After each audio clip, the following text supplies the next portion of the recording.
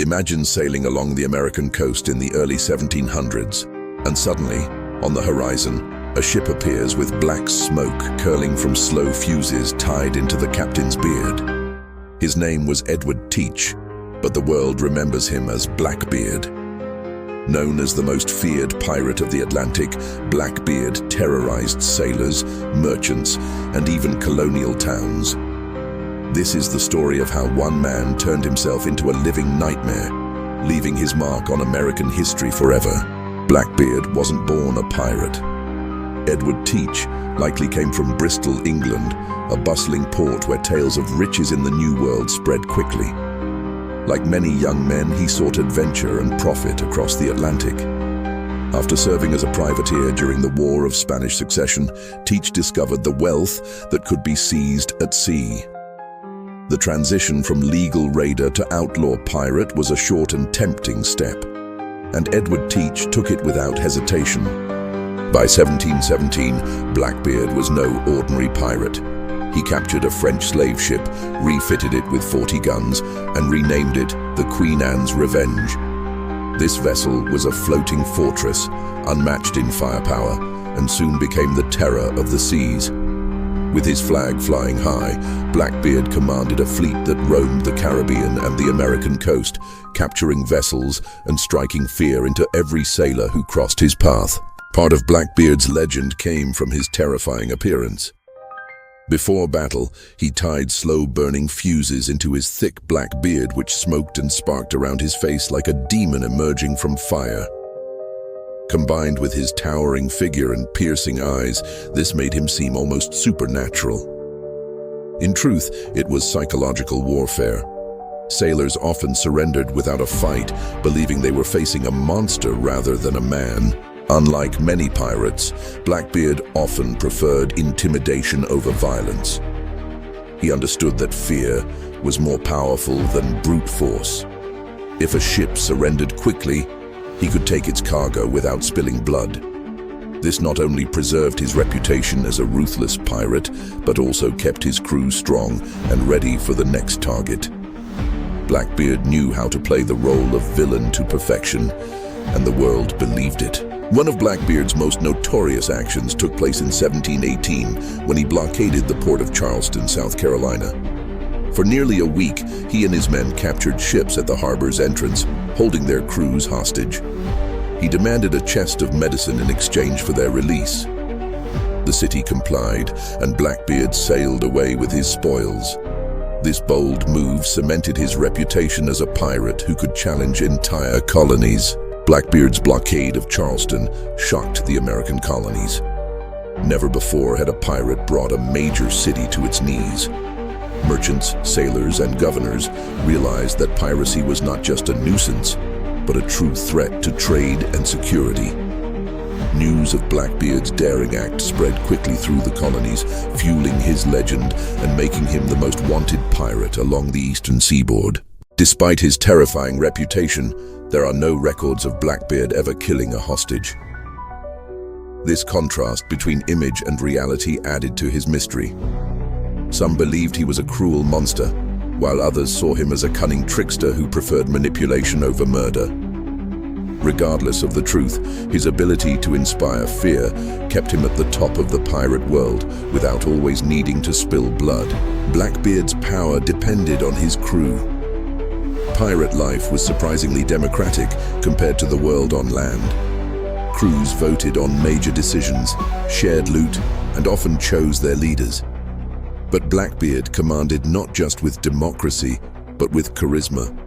His men followed him because he embodied the daring, ruthless spirit of piracy, and under his command, they thrived in a world where every voyage promised riches or ruin. Like all pirates of his time, Blackbeard lived during what historians call the Golden Age of piracy. Between 1650 and 1730, thousands of pirates sailed the Atlantic and Caribbean, taking advantage of weak colonial defenses and the chaos of war. But while many pirates came and went, Blackbeard rose above the rest. His tactics, image, and audacity set him apart, turning him into a legend even in his own lifetime. The Queen Anne's Revenge became Blackbeard's symbol of power. Armed with 40 guns and hundreds of men, it dominated the seas. However, fate was not always on his side. In 1718, the ship ran aground near North Carolina, forcing Blackbeard to abandon it. Some historians believe this was no accident, but part of a plan to downsize his crew and keep the most loyal men close as he shifted strategy. After losing his flagship, Blackbeard accepted a royal pardon from the governor of North Carolina, Charles Eden. For a brief time, Edward Teach seemed ready to retire from piracy and live as a private citizen, but the lure of the sea and the profits it offered was too strong. Soon, Blackbeard returned to his old ways, operating with a wink and nod from corrupt officials who benefited from his stolen goods. Blackbeard's uneasy alliance with North Carolina's governor angered nearby Virginia.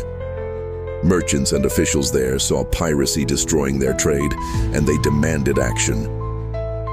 Governor Alexander Spotswood of Virginia decided Blackbeard's reign had to end. Without waiting for permission, he sent naval forces south, determined to capture or kill the infamous pirate once and for all. The final showdown was near. In November 1718, Lieutenant Robert Maynard of the British Royal Navy led 2 ships into North Carolina waters. They found Blackbeard anchored at Ocracoke Inlet. Outnumbered but unwilling to flee, Blackbeard prepared for battle. The stage was set for one of the most famous clashes in pirate history, a fight that would decide whether the legend of Blackbeard would live on or sink beneath the waves. The battle between Maynard and Blackbeard was fierce. Blackbeard's men unleashed a barrage of cannon fire, nearly crippling Maynard's ships. But Maynard had a trick of his own. He hid most of his soldiers below deck, making his ships look nearly abandoned. When Blackbeard boarded, Maynard's men burst out, surrounding the pirates in a sudden bloody fight. Blackbeard fought like a man possessed. Witnesses claimed he was shot 5 times and stabbed over 20 before he finally fell. Even in his final moments, he seemed unstoppable, swinging his cutlass and roaring against overwhelming odds. Only when he collapsed at last did his crew realize the legend had met his end. The man who built his name on fear died as fiercely as he lived. After the battle, Maynard had Blackbeard's head cut off and hung from his ship's bow as proof of victory. His body was thrown into the water, where, according to legend, it swam around the ship before sinking.